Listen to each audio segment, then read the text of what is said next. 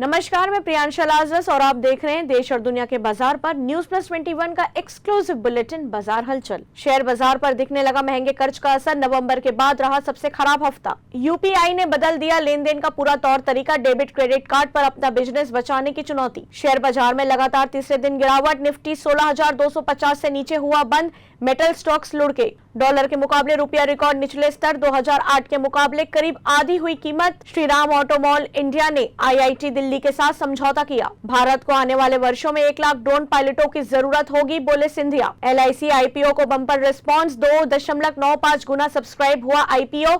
डीआईपीएएम secretary बोले, issue आत्मनिर्भर भारत की ताकत को दर्शाता है। डालमिया भारत लिमिटेड का शुद्ध लाभ चौथी तिमाही में 6.10% घटकर 600 करोड़ रुपए पर। महंगाई फिर से करेगी लक्ष्मण रेखा पार, आने वाले 18 महीने के उच्चतम स्तर पर रह सकता है इन्फ्लेशन रेट। एसबीआई ने करोड़ों ग्राहकों को दिया तोहफा, ब्याज दरें बढ़ाई, अब डिपॉजिट पर मिलेगा मोटा मुनाफा। ऐसे ही तमाम जानकारियों से लगातार अपडेट रहने के लिए हमारे चैनल को लाइक और सब्सक्राइब करना ना भूलें। नोटिफिकेशन के लिए बेल आइकन जरूर दबाएं।